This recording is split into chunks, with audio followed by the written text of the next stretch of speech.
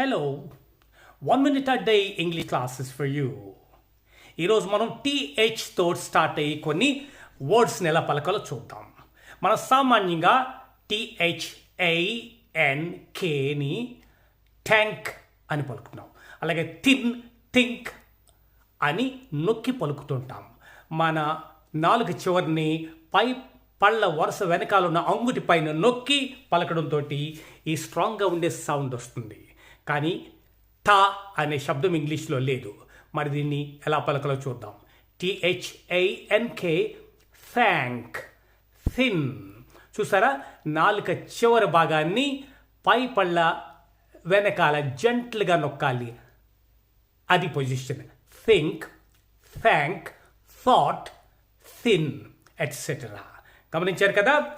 Thank you very much. Thank you.